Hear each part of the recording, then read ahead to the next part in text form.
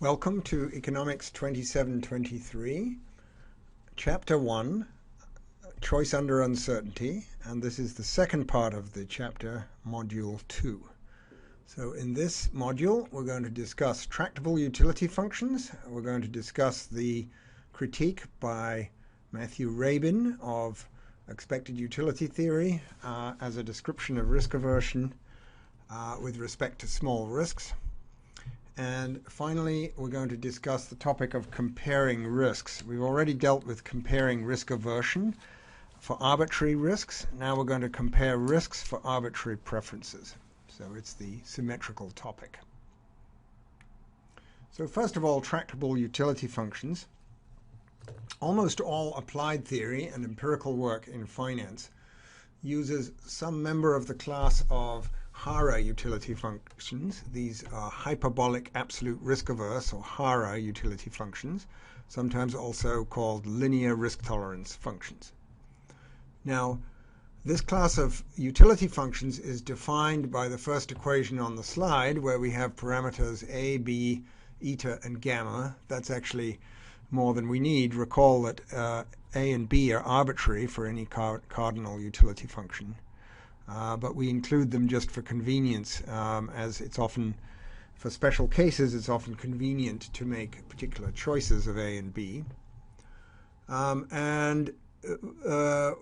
going to define this utility function only for levels of wealth such that eta plus W over gamma is positive. Now, if we calculate absolute risk aversion for this form of the utility function, we're going to get the reciprocal of eta plus W over gamma. And if we take the reciprocal of absolute risk aversion, that's risk tolerance is defined to be the reciprocal of risk aversion. That's just going to be eta plus W over gamma. So now we see why they're called HARA or LRT functions, because risk tolerance is linear in wealth, and absolute risk aversion is the reciprocal of a linear function, so that's hyperbolic in wealth. Now, what are the important special cases within this class? Well, first of all, quadratic utility has gamma equal to -1. So if we go back to the previous slide, when gamma is -1, we get a square here, and with the appropriate minus sign, that's going to be a concave function of wealth. Now, the problem with this is it's going to imply increasing absolute risk aversion. As we see here, if gamma is negative, then absolute risk aversion is increasing in wealth, or equivalently linear risk tolerance is declining in wealth. Quadratic utility also implies a bliss point at which marginal utility is 0, and any further consumption is beyond that point will actually lower utility. And these, of course, are important disadvantages, although quadratic utility is tractable in models with additive risk and is sometimes used for that reason. In an applied model, if you wanted to use quadratic utility, you'd need some way to make sure that the bliss point recedes so that even with economic growth, you never reach it. Now, a second important special case is exponential or constant absolute risk aversion utility, and that's the limit as gamma goes to -infinity in the on the previous slide. Now, what does that actually mean? Well, to obtain constant absolute risk aversion A, which it will not be a function of wealth now, we need that minus the second derivative equals this constant A times the first derivative. And of course, this is a differential equation. So we can solve that, and it's going to take the exponential form that utility is minus e to the minus AW divided by A. We can also get that by taking the limit as gamma goes to -infinity in the previous slide, and in that case, A is going to be the reciprocal of the general parameter eta. Now, this form of utility has some appeal. It has absolute risk aversion that's just a parameter, not a function, and it's tractable with normally distributed risks, because then utility is log normally distributed, and as we'll see in the coming chapter, that's very convenient. The next special case is power or constant relative risk aversion utility, and to get that we set eta equals 0 and gamma positive. Then we'll find that relative risk aversion R equals gamma, and for gamma not equal to 1, the utility function can be written like this. U of W is W to the 1 minus gamma minus 1 divided by 1 minus gamma. If we want gamma equals 1, and we've got to take the limit so that we don't divide by 0. We take the appropriate limit, and we're going to get U of W is log of W. Now, power utility is appealing because in models with long-run economic growth, it will give you stationary risk premia and interest rates. Essentially, multiplicative risks remain constant over time, even when there's economic growth, and that'll imply with constant relative risk aversion, the constant multiplicative risks will imply constant risk premia over time. Power utility also turns out to be tractable in the presence of multiplicative log-normally distributed risks, as we'll discuss in the next chapter. Now, power utility has eta equals 0, but what if we have gamma positive and eta not equal to 0? Well, if eta is negative, that represents a subsistence level.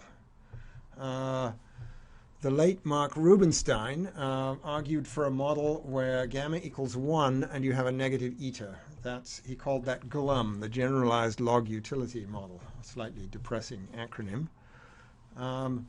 The problem with that model is that economic growth renders any fixed subsistence level irrelevant in the long run. Over time, eta will get small relative to wealth and consumption. So in dynamic macro modeling, if you want the subsistence level to matter, you have to allow it to grow over time, and that happens in models of habit formation, which we'll discuss in Chapter 6. Okay, so those are the important special cases, and you'll see they're workhorse models that we'll use throughout the course. Now I want to turn to my second major topic, which is the Rabin critique by our colleague Matthew Rabin. And in an influential article in Econometrica in 2000, Matthew argued that standard utility theory is flawed because it cannot explain observed aversion to small gambles without implying ridiculously large aversion to large gambles.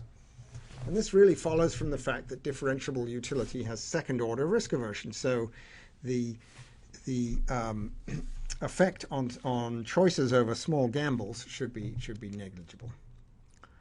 So what's Rabin's argument? Well, let's consider a simple gamble that wins $11 with probability 1/2 and loses $10 with probability 1/2. So that's a favorable gamble, so a risk-averse person might take it. But let's suppose that a person turns down this small gamble, and indeed when we offer people gambles like this in the lab, they often do turn them down. All right, well, let's think about applying expected utility to this choice. With diminishing marginal utility, the utility of the win is at least 11 times the marginal utility evaluated at W plus 11. In other words, we're going to take marginal utility at the best case and then scale that up by the size of the win. And since marginal utility is diminishing, that's a conservative estimate of the utility of winning. It must be at least that much. Similarly, the utility cost of the loss must be at most 10 times the marginal utility at W0 minus 10. All right, so if a person turns down the gamble, we must have that the utility, the bound on the utility cost of the loss is bigger than the bound on the utility gain from the win. We must have, in other words, this inequality. And that's going to imply, rearranging, it's going to imply that the ratio of marginal utilities at the win and at the loss must be less than 10/11, the scale of the loss relative to the win. All right, so here on this slide we repeat the conclusion from the previous slide, but now suppose the same person turns down the same gamble at a higher initial wealth level of W0 plus 21. All right, well then the same formula applies, but where the starting point is W0 plus 21 rather than W0, and this will imply that the marginal utility ratio at W0 plus 32 relative to W0 plus 11, that also must be 10/11.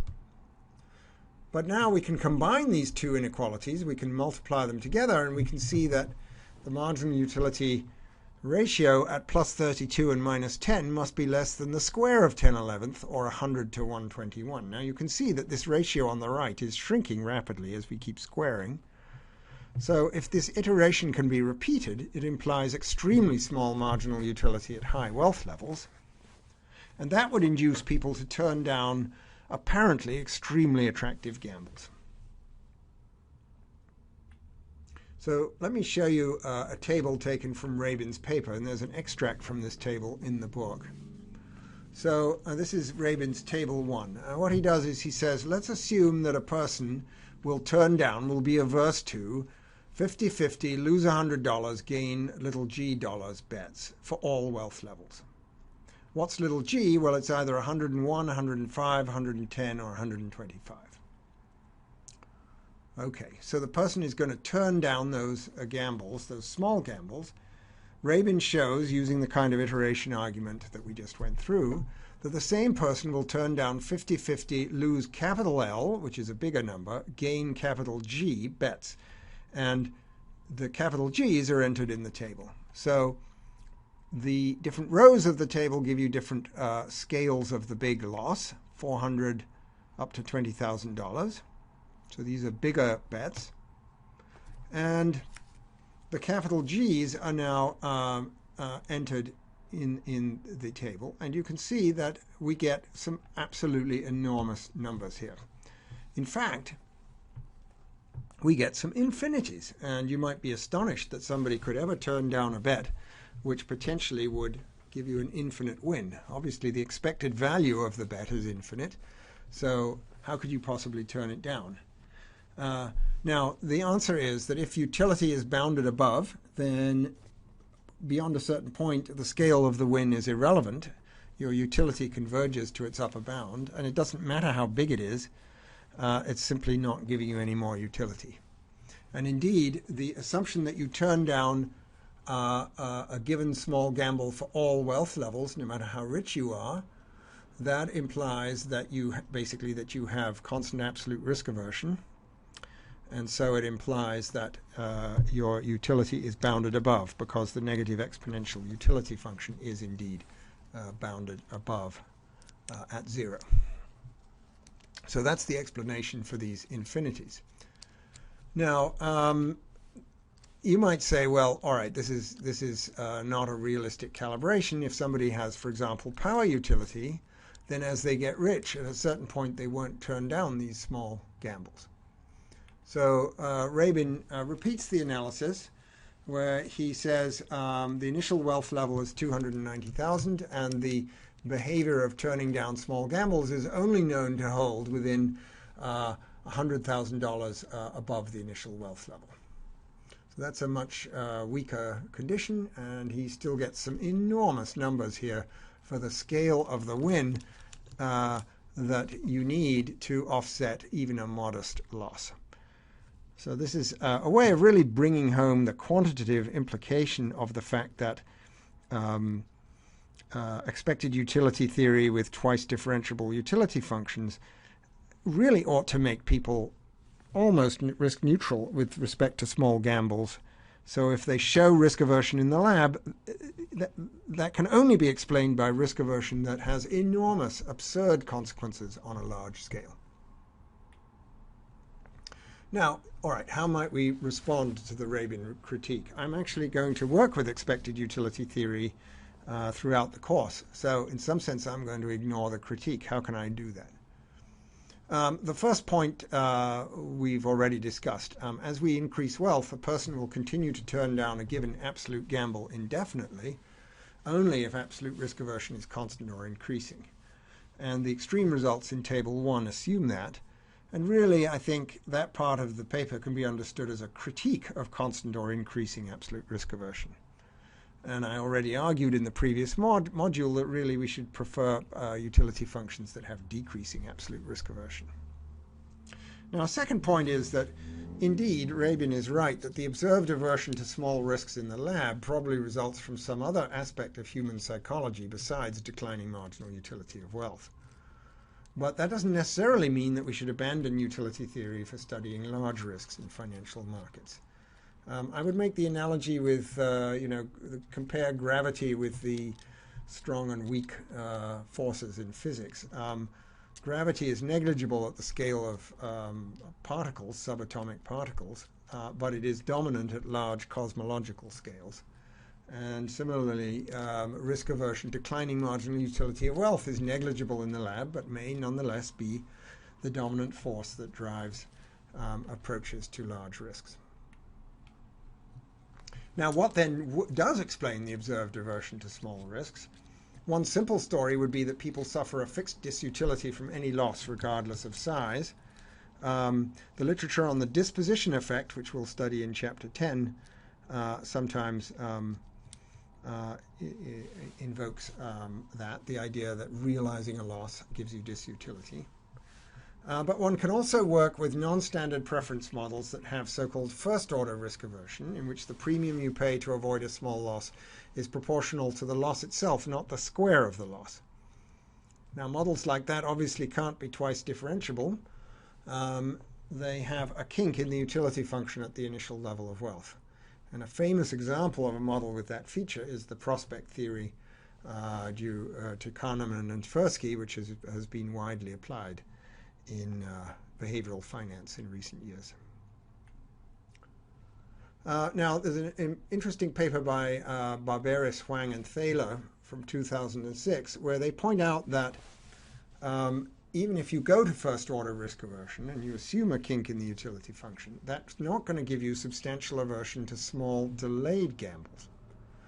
Because if the outcome of the gamble is delayed, during the time between when you decide to take it and the resolution of uncertainty, you're going to be exposed to other risks, and the agent should merge these with the gamble under consideration. In fact, if the gamble is uncorrelated with the other risks, it's diversifying, and in effect the agent will have second-order risk aversion with respect to delayed gambles. To deal with that, Barberis, Huang, and Thaler argue that people treat gambles in isolation. That is, they use narrow framing without merging the different gambles they face. This is an example of a general fact about behavioral economics, which is it's very hard to stop with only one behavioral assumption. Once you swim in the behavioral swimming pool, it's hard to stay in the shallow end. You always end up in the deep end, because now you have a model with both narrow framing and first-order risk aversion. Final point, a paper I'll mention, is by Raj Chetty and Adam Scheidel. They show that if there are fixed costs to adjust a portion of consumption, what they call consumption commitments, that can raise risk aversion over small gambles relative to risk aversion over large gambles, where extreme outcomes would justify paying the cost to adjust all of consumption. So let me show you a couple of figures from their paper. So the horizontal axis here is wealth.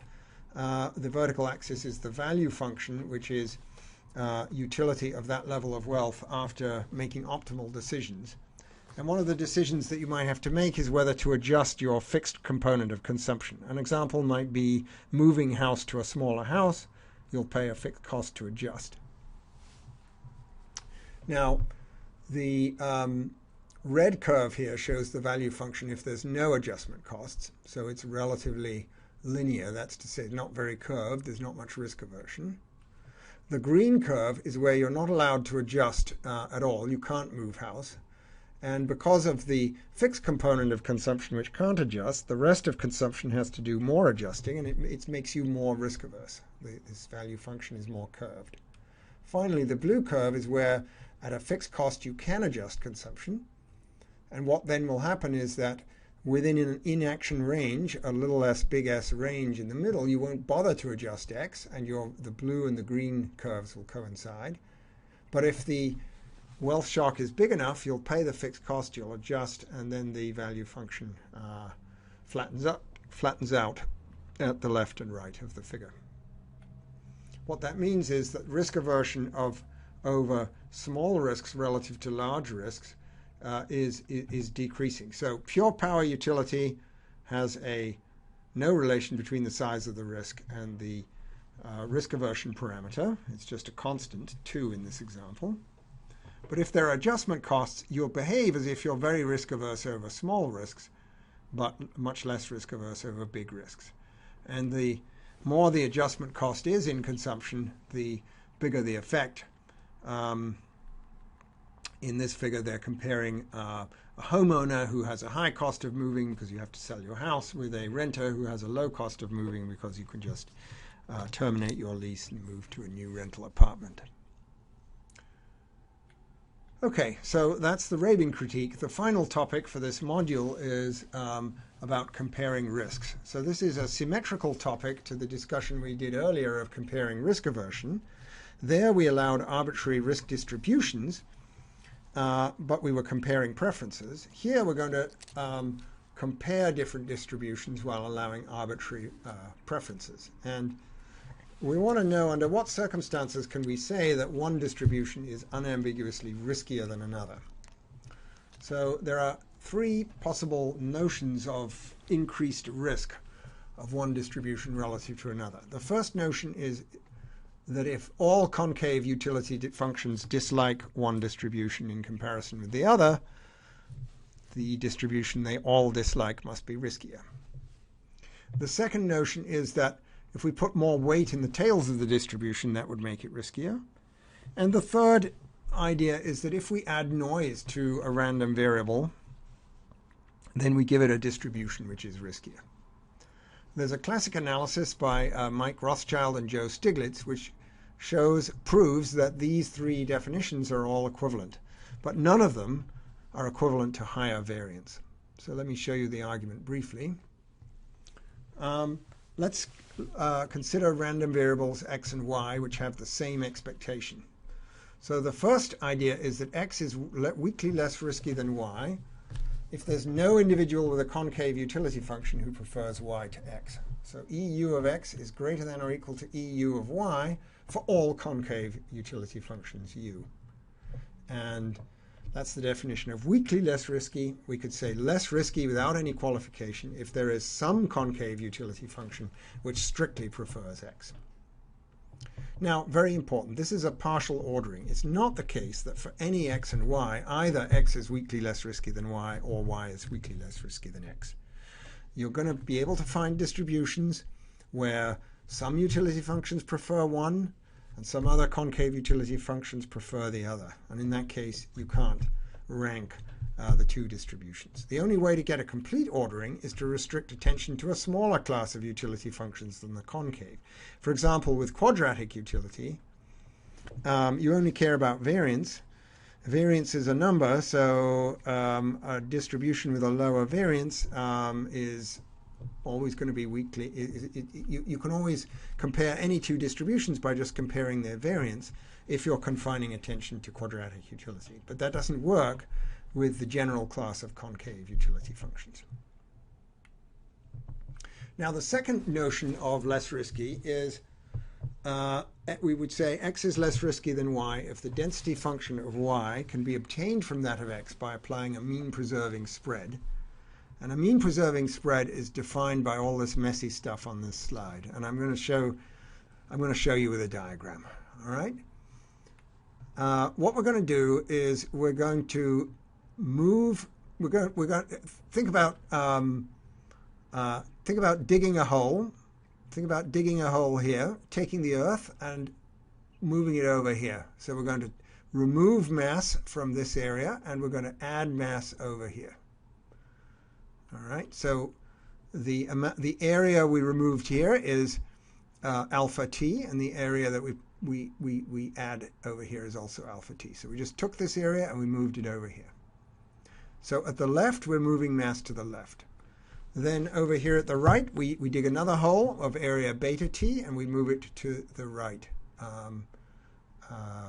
We move it to the right. We add mass, an area beta t over here at the right. Now, importantly, alpha and beta don't have to be the same. In other words, the depth of this hole is not the same as the depth of this hole.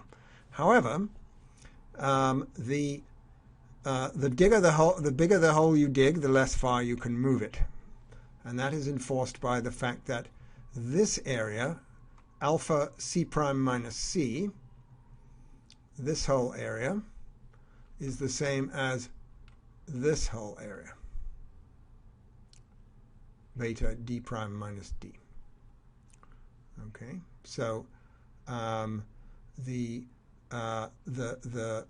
distance d prime minus d times beta has to equal the distance c prime minus c times alpha. All right. Now, what is this thing? It's something you add to a density function f of x. So the new density function is g of x, which is f of x plus s of x. Now, the way we've defined this, g of x will also be a density function, because if the area under f is 1, which makes it a density function, then the area under g will also be 1. But secondly, g is going to have the same mean as f.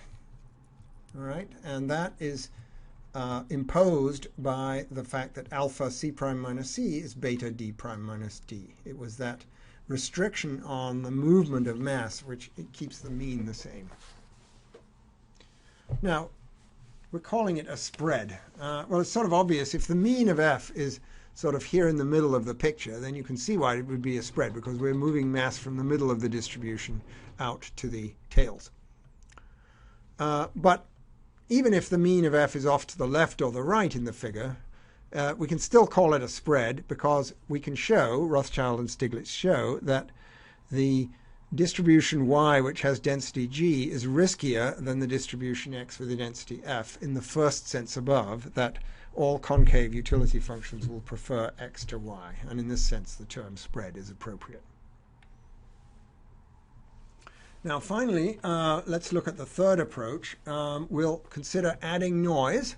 We'll say that x is less risky than y if y has the same distribution as x plus epsilon, where the mean of epsilon, conditional on knowing x, is 0 for all possible values of x. In that case, we say that epsilon is a fair game with respect to x.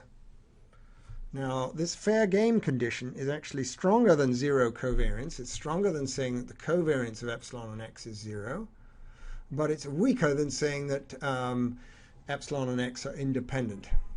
And it is, in fact, equivalent to saying that the covariance of epsilon with g of x is 0 for all functions g. Now, it's easy to see that 3 is sufficient for 1. So if we're going to think about y, which has the distribution of x plus epsilon,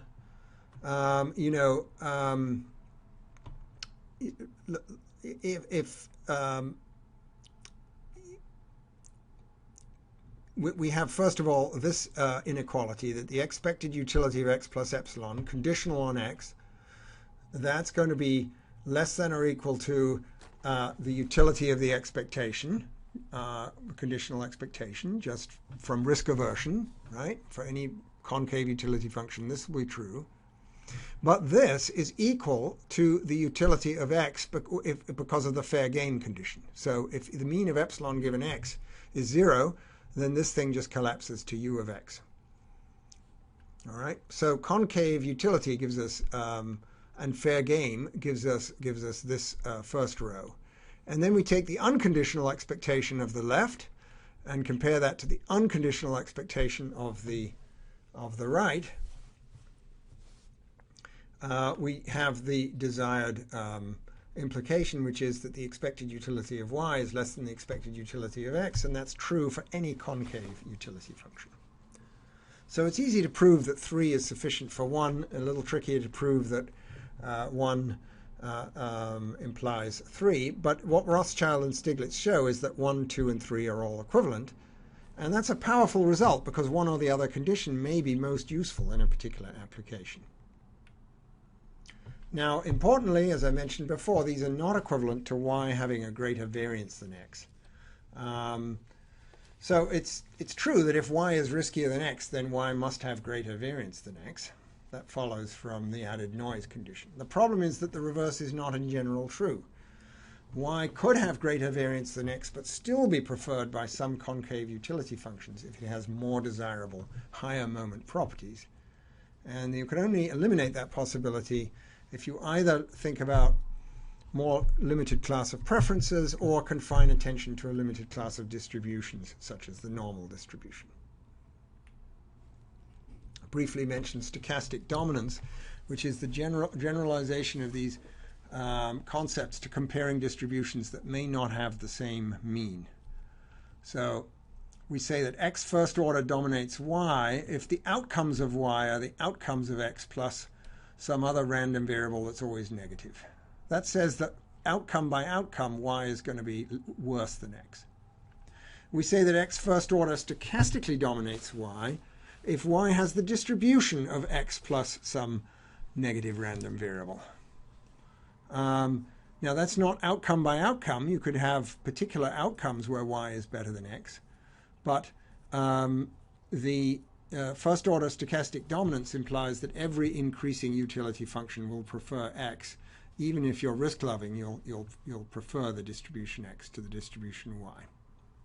And then finally, x second order stochastically dominates y if y has the distribution of x plus a negative random variable, a plus epsilon, where epsilon is a fair game. And second order stochastic dominance implies that every increasing concave utility function will prefer x. And increased risk in this Rothschild-Stiglitz sense is the special case where this zeta, this non-negative, this non-positive random variable is identically 0. Finally, a brief application, the principle of diversification. What's that? Well, this is just to show you the usefulness of what we've just been through. Let's think about choosing between n different lotteries that have payoffs x tilde 1, x tilde 2 through x tilde n. And they're independent and identically distributed. Think of it as just tossing a coin n times. And you're asked to choose weights alpha 1 through alpha n to place on each lottery, subject to the constraint that the weights add up to 1. Now, if you're risk averse, it seems obvious that the best choice is to diversify completely and equally. In other words, put equal weight on each of the lotteries, because that way you'll diversify and you'll reduce your risk. That will give you a payoff z, which is the equally weighted average of the payoffs to the individual lotteries. But formally, how would we prove that any risk-averse investor will diversify in this way? Well, the proof is very easy using the Rothschild-Stiglitz analysis.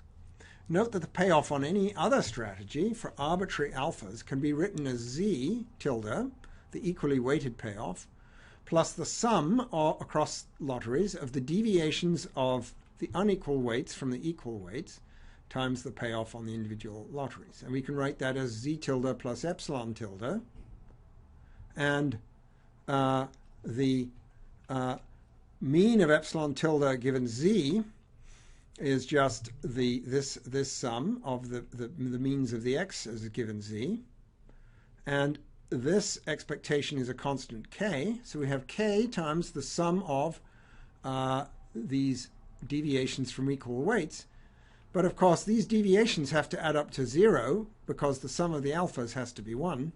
So the deviations have to add up to 0, so the whole thing is 0. That tells you that epsilon is a fair game with respect to z, but then our result is immediate because any other strategy is just going to be the equally weighted strategy plus added noise. So it's going to be riskier in Rothschild-Stiglitz sense 3, which means it's riskier in Rothschild-Stiglitz sense 1. That's to say any concave utility function will prefer z, the equally weighted strategy, the perfectly diversified strategy, to any alternative. So that ends Chapter 1 and this online module. Thank you.